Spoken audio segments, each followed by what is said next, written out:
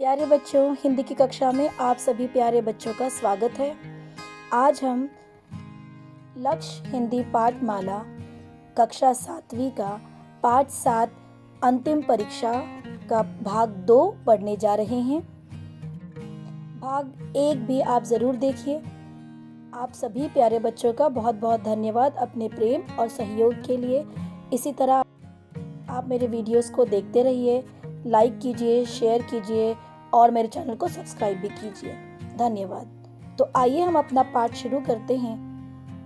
अंतिम परीक्षा का अगला भाग। तीनों शिल्पी एक दूसरे का मुंह देखने लगे। यह भला कैसी परीक्षा पर राजकुमारी जा चुकी थी। कुछ देर बाद पहले एक शिल्पी को कक्ष में जाने का कहा गया। वह कक्ष में पहुंचा तो देखा सामने तीन राजकुमारियां एक ही मुद्रा में खड़ी हैं। एक से कपड़े, समान आभूषण, यहाँ तक कि कपड़ों पर पड़ने वाली सलवटें भी समान थी। चेहरे की एक एक रेखा, भाव, आभूषणों की चमक सब एक सी थी। कहीं कोई अंतर नहीं था। पहले शिल्पी ने बड़ी बारीक नजर से देखा, परखा, परंतु असली राजकुमारी को नहीं पहचान पाया। अंत में अपनी हार स्वीकार कर वह कक्ष से बाहर आ गया। दूसरे शिल्पी का भी वही हाल हुआ जो पहले शिल्पी का हुआ था। निराश हो अपनी हार मान वह भी कक्ष से बाहर निकल गया। बच्चों, पाठ के इस भाग में राजकुमारी ने जब उन्हें उन राजशिल्पियों को अंतिम परीक्षा के बारे में बता दिया तो अब उस परीक्षा का दिन आ चुका है और तीनों शिल्पी बिल्कुल तैयार है उस परीक्षा को देने के लिए। एक एक राजशिल्पी को उस कक्ष में भेजा गया जहां 2 मूर्तियां थी बच्चों और एक राजकुमारी जी थी। मूर्तियों के तरह के ही वस्त्र आभूषण पहनकर खड़ी थी।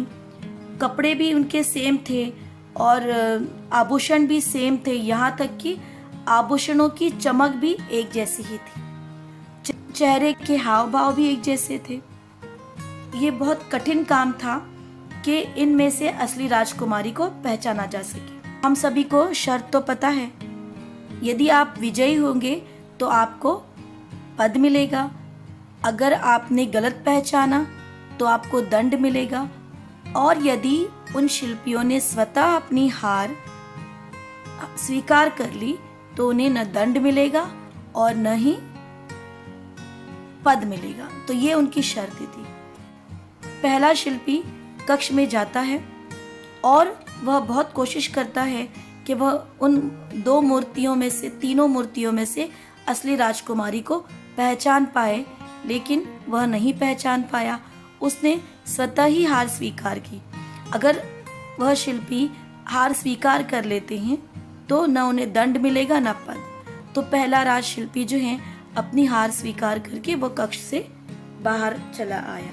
दूसरे शिल्पी का भी वही हाल हुआ जो पहले शिल्पी का था। वह भी निराश हो गया, वह भी पहचान नहीं पाया और अपनी हार स्वीकार करते हुए वह भी बाहर निकल आया। अब आगे का भाग पढ़ते हैं। अब तीसरे शिल्पी की बारी थी।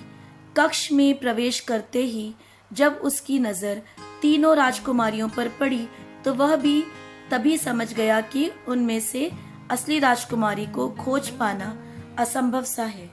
अचानक उसकी नजर बगल में रखे पीतल के गमले पर पड़ी जिसमें गुलाब का एक पौधा उगा था। पौधे में 3-4 फूल लगे थे। कुछ सोचकर उसने एक फूल तोड़ा और उसकी पंखुड़ियों को तोड़ तोड़ कर फर्श पर गिराने लगा। इस दौरान वह ध्यान से तीनों आकृतियों को देखता जा रहा था। फिर उसने दूसरा फूल तोड़ा, उसे भी इसी तरह नोच नोच कर फर्श पर गिराने लगा। फिर उसने तीसरा फूल तोड़ा और यही क्रिया दोहराई।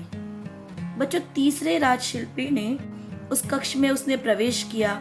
जब वह अंदर गया उसके लिए भी यह असंभव कार्य था कि तीनों राजकुमारियों में से 2 मूर्तियां थी और एक असली राजकुमारी थी। पहचानना असंभव कार्य था, बिल्कुल नामुमकिन था, इम्पॉसिबल काम था वो। लेकिन उसे एक तरकीब सूझी। उसने क्या किया, अचानक उसकी नजर बगल में रखे, पास ही रखे पीतल के गमले पर पड़ी और उस पीतल के गमले में गुलाब का एक पौधा, एक प्लांट था जिसमें 3-4 फूल खिले थे। कुछ सोचकर उसने वहां से एक फूल तोड़ा और उसकी पंखुड़ियों को तोड़ तोड़ कर फर्श पर गिराना शुरू कर दिया, और साथ में वो इन तीनों आकृतियों को भी देखता रहा।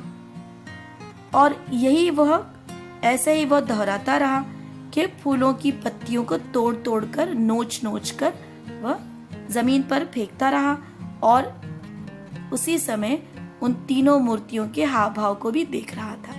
अचानक वह आगे बढ़ा और बाई ओर खड़ी आकृति के पास जाकर बोला, आप ही राजकुमारी जी हैं। अरे वाह राजकुमारी, अक्षया के मुंह से निकला। तुमने तो कमाल कर दिया शिल्पी, मूर्तियों और इंसान में अंतर कर दिया। क्या स्वर्गीय राजशिल्पी गुणाकर की इन कलाकृतियों में कोई कमी है?